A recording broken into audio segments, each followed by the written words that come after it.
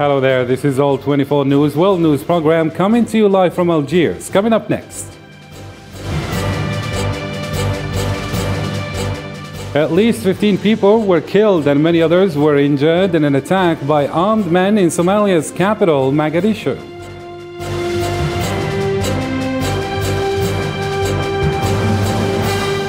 A senior administration official said Iran has officially dropped a key red line demand that had been a major sticking point in efforts to revive the Iran nuclear deal.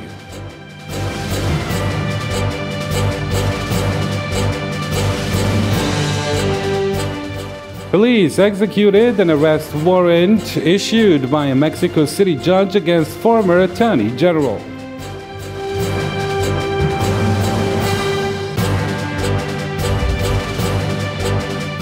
Also coming up, United Nations Security Council is reportedly caught in a standstill over whether or not to renew travel exemptions for Taliban officials.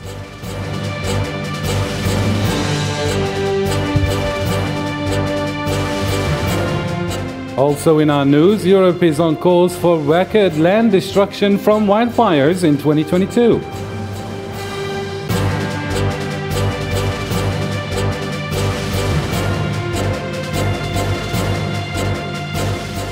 Hello again, I'm Karim Fazakari, and those were today's top stories. First, in our topical news, at least 15 people were killed and many others were injured in an attack by armed men who stormed a hotel in Somalia's capital, Mogadishu, late Friday.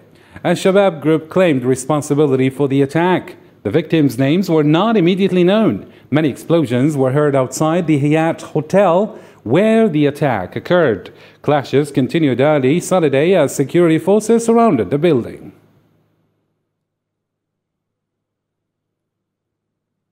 A rocket attack on crowded market in a town held by Turkey-backed opposition fighters in northern Syria Friday killed at least 9 people and wounded dozens. An opposition war monitor and a paramedic group reported the attack on the town of Al-Bab came days after Turkish airstrike killed at least 11 Syrian troops and US-backed Kurdish fighters. The Syrian Observatory for Human Rights and Opposition War Monitor blamed Syrian government forces for the shelling, saying it was in retaliation for the Turkish airstrike.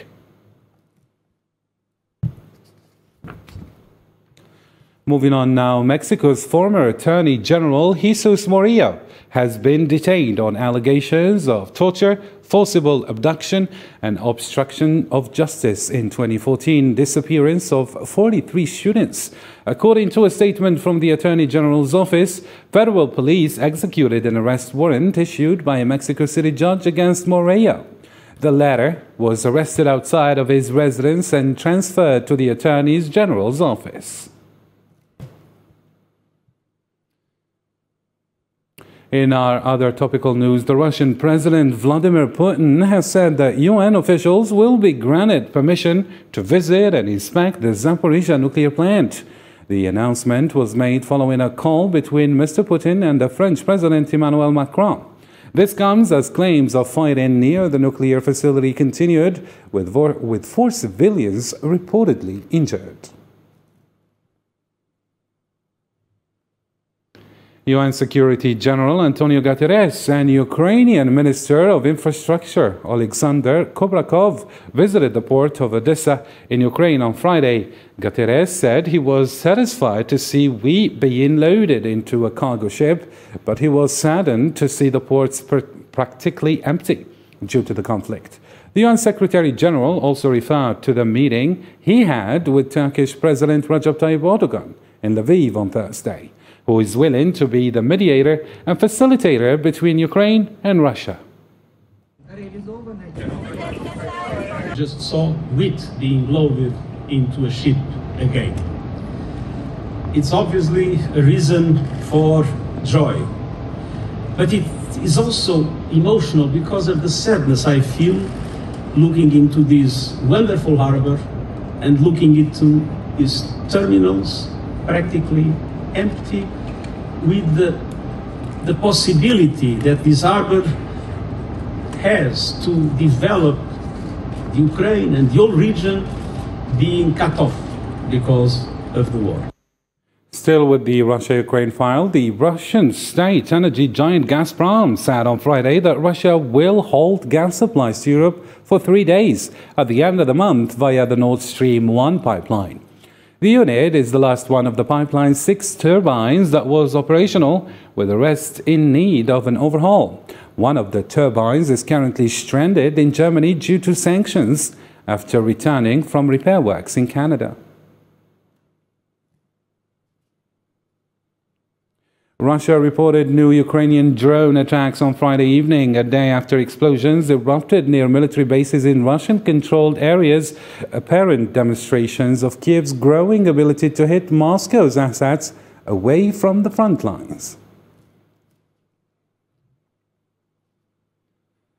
The United Nations Security Council is reportedly caught in a standstill over whether or not to renew travel exemptions for Taliban officials, which were expired on August 19th. 2 of the 5 permanent members of the UN Security Council, Russia and China, suggested renewing the travel exemption of 13 Taliban officials for another 90 days. But the request was turned down by Britain, France, Albania and Ireland. From this, Rostrum Security General Antonio expressed his deep concern over a series of explosions in Afghanistan that have killed and injured more than 250 people this month. Still with Afghanistan, and in the same context, Afghanistan has witnessed a lot of changes apart from a dwindling economy. The health and infrastructure of the country is also in shambles. Let's follow this report. A year after the Taliban seized power in Afghanistan, humanitarian needs are rising more than ever, leaving most Afghans unable to provide basic needs for their families. The US, the UK and other world powers placed Afghanistan under strict sanctions, as they don't recognize the Taliban as the legitimate government. Sanctions which froze some $9 billion in assets and aid efforts are causing the country to spiral into a financial crisis, affecting tens of millions of Afghans. Suffering of Afghans includes hunger driven by increase in food prices, high unemployment and export restrictions on key products like wheat and sunflower oil. Before it was better. Since the Islamic Emirate ruled, we can't even find bread. I can't give milk to my children. We have nothing. We haven't had anything to eat for 3 or 4 days. Before it was better. We could find things to eat. Now there is nothing. Hospitals have also been heavily impacted by the sanctions, with thousands of healthcare workers across the country going without wages for months at a time. We have a lot of patients. The patient that come in critical turn, the patient come arriving in the hospital. When we ask from the caretaker, when your patient become like this, say that 3 days ago, we asked why you on the time you didn't come to hospital, yeah? They said because we didn't have any money to reach ourselves to the hospital. Women and girls' rights remain threatened, and efforts to erase them from everyday life have only increased after the militant group took over the country. Thousands of secondary school girls were ordered to stay home, reversing years of progress for gender equality. And for children, life is dire as they're going to bed hungry every night and are suffering from acute malnutrition and several diseases. Afghanistan, which has been making the news more than any country in the last decade, is now facing one of the world's biggest humanitarian crises. A senior administration official told CNN that Iran has officially dropped a key red line demand, that had been a major sticking point in efforts to revive the Iran nuclear deal. This means that Tehran did not request that the Iranian Revolutionary Guards be removed from the State Department's list of foreign terrorist organizations. Meanwhile, the European proposal to revive the nuclear agreement includes the release of billions of dollars in frozen Iranian funds and oil exports in return for the scaling back of Iran's nuclear program. World powers have been trying to salvage that deal known as the JCPOA. Iran signed the agreement in 2015. It was designed to limit the Tehran nuclear ambitions in exchange for sanctions relief. But in May 2018, President Donald Trump withdrew the US and began reimposing the sanctions. A year later, Iran started ramping up its nuclear program. It reduced access to monitors from the UN nuclear watchdog, increasing tension with the US.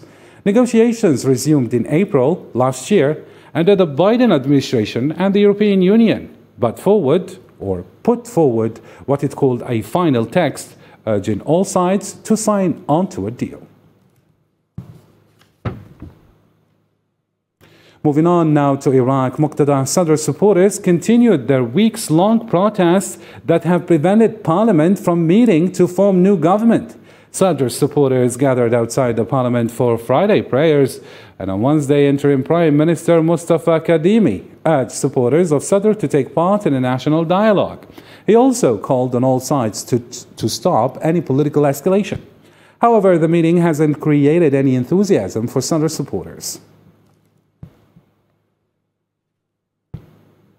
Back to Algeria now. Algeria is celebrating the 2-year anniversary of the Somam Congress and the North of Constantine offensive in a political context marked by the strong will of the President of the Republic, Abdelmajid Tebboune, to strengthen national unity and cohesion, to gather and strengthen the ranks, taken the same path as the leaders of the revolution at the time.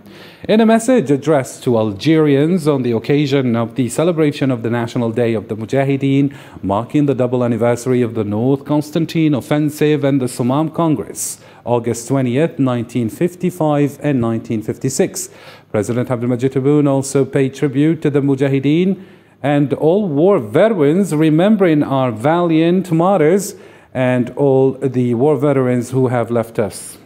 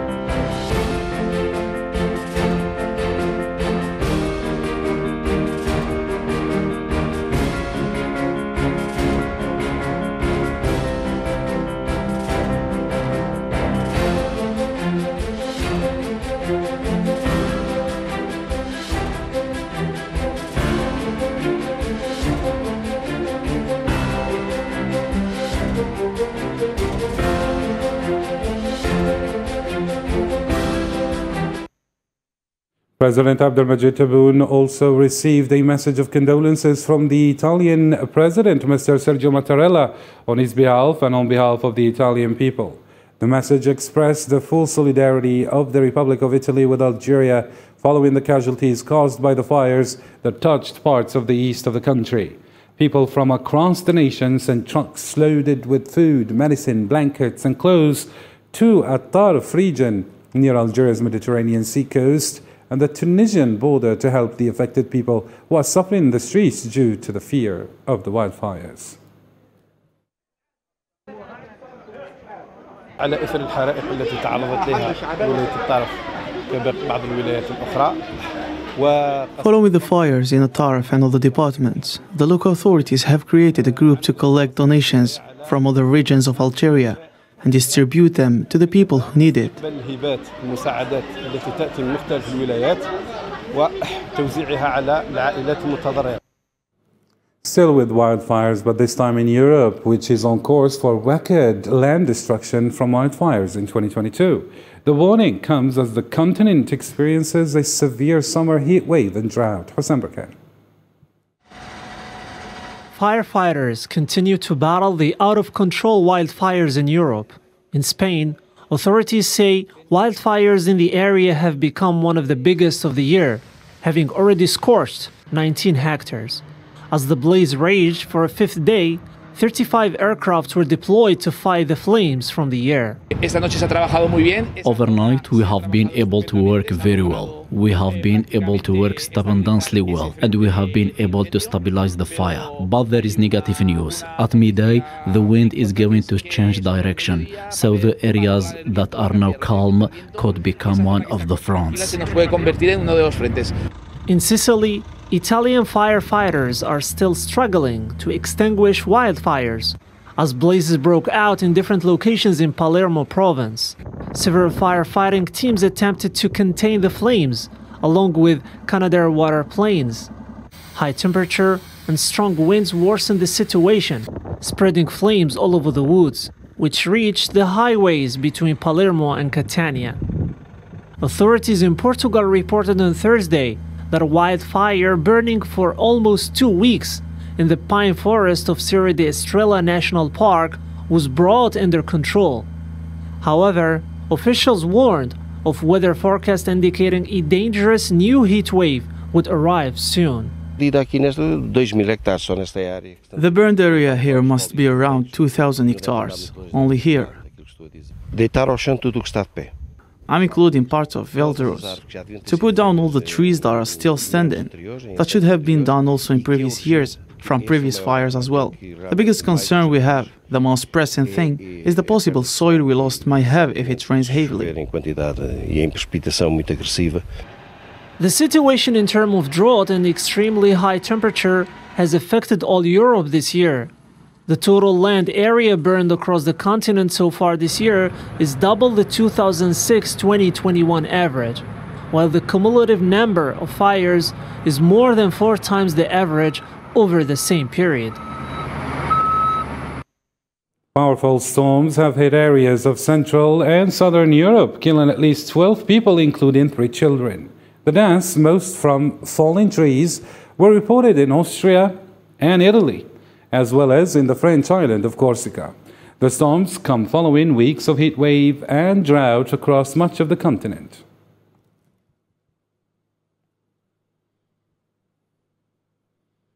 Polish authorities are still investigating what came to be known as a serious catastrophe regarding ecological catastrophe, and in the river of Odab, linking or between Poland and Germany. The details in this report by Sofian Kanturi. According to a German research institute, the most likely cause of the widespread fish deaths in the Oder River is a large overgrowth of toxic algae linked to industrial pollution. Authorities from Germany and Poland say they have been working flat out to determine the cause of tons of dead fish discovered in the river. We are probably dealing with an influx of external substance that must have oxygenated this river. Research is still needed on toxicity of the algae, and it's not clear yet whether humans and other animals could be also affected. We suggested to the inhabitants and tourists who are staying by the Oder River or in the vicinity of the river not to enter the water, not to bathe in it.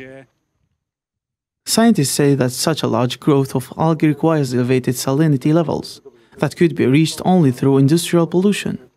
If nothing was done to decrease salt levels, such toxic overgrowths could occur again during a hot, dry summer.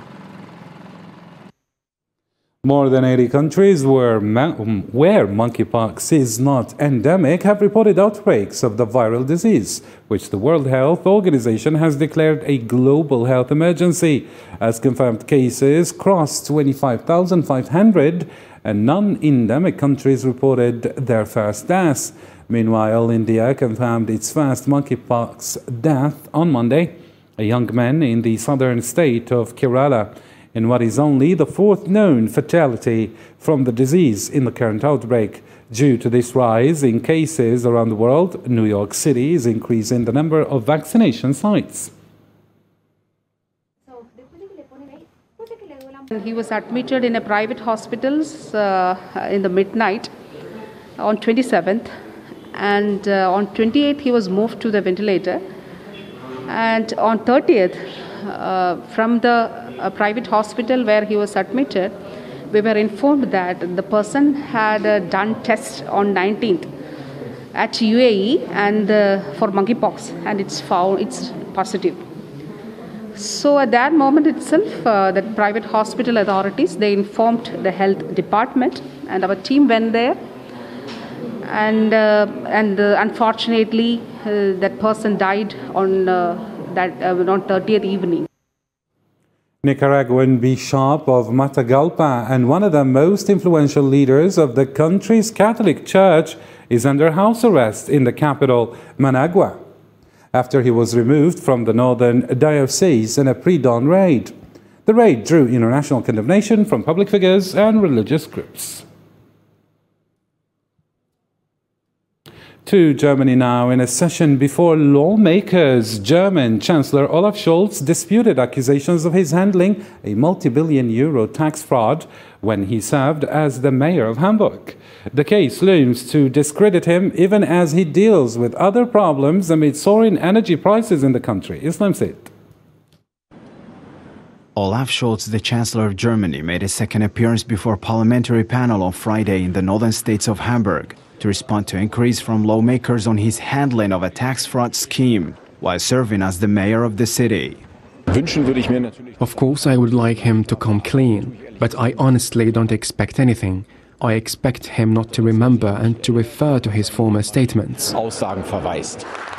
Scholz's political opponents have urged him to provide more information about meetings he held in 2016 and 2017 with the private bank Warburg, which was under pressure to return millions of euros in tax rebates it had incorrectly claimed for share sales. I think that in the end transparency will benefit the truth here, and that in the end we will know how it went. And we believe that we already know 90% of that today. We can see that from the files, we can see that from the communication situation, and we can see that from the behavior after the events, because many things have been deleted here, have been concealed or attempt to be concealed. These are all things that one does not do if one has nothing to hide. Scholz, who was appointed federal finance minister in 2018, has previously said he doesn't recall details of the meetings. However, several opposition leaders said they don't believe Scholz's memory lapses. I don't believe that Olaf Scholz doesn't remember, and that's why the impression, also from the possibly deleted emails, is that there is something to hide here, and that there was political influence. Olaf Scholz's role must now be clarified. Meanwhile, some protesters gathered in front of the parliament in Hamburg to call for Scholz to clarify his role in the case. Such event threatens to destabilize him even as he struggles to keep his fractured coalition together in the face of popular discontent about skyrocketing energy inflation. The investigation into COMEX share transactions is seen as one of Germany's biggest post-war corporate scandals, and it is involving dozens of bankers which are said to have cost the German government billions of euros. And finally in our news, as inflation hit double digits for the first time since 1982 in the United Kingdom, a strike across the tube network and bus routes is set to go ahead, adding to the previous disruption in Britain's transportation system. More labour actions from different other sectors are expected to take place in the coming weeks. Nabil Khazini. Britain's rail network is once again in utter chaos due to new strikes which began on Thursday. Union leaders have warned that the dispute could continue indefinitely if their demands are not met. We have tried to sit down around the table and negotiate, and have been doing for 8-9 months and getting nowhere. Yes, I believe a lot of the public, as have proved this morning, that didn't realise there was a strike, have come and missed trains, but have still said, good on you. You know what I mean? The solidarity is there. The summer of strike action by the sector and disruptions to transport system in Britain are extending into the weekend. Train and bus workers are holding strikes over pay conditions, job cuts, attacks on pensions, and the imposition of working practices. I am 100% behind the strikers, completely. Absolutely, I used to work in retail. I've worked in bad jobs with low pay. I'm very much in favour of them. They need higher wages. The train travel, exorbitantly expensive. If it's that expensive, they should be receiving more money. Faced with inflation that continues to eat into wages, strikes are increasing in the United Kingdom. Another strike action is due to begin on Sunday at the company which operates Britain's biggest container port. Dock workers are joining a growing wave of employees in a range of sectors. Thousands of rail mail postal workers will begin a series of strikes by the end of the month. Barristers have staged walkouts in England and Wales, and even nurses are planning to hold a strike vote. It's going to be an interesting 6 months ahead, compounded by the fact we have a drought which is going to affect future crop yields. The war in Ukraine is not helping because it's the breadbasket of Europe, so there is a maelstrom of different pressures. Despite the scale of strike movements, some key production sectors have not joined yet. However, the next few weeks promise to be turbulent, with many unions under pressure from employees having already announced actions in September. Well, we reached the end of our program. For more updates, follow us on our social media platforms: Facebook, Twitter, Instagram, and even YouTube. Thank you for watching, and bye for now.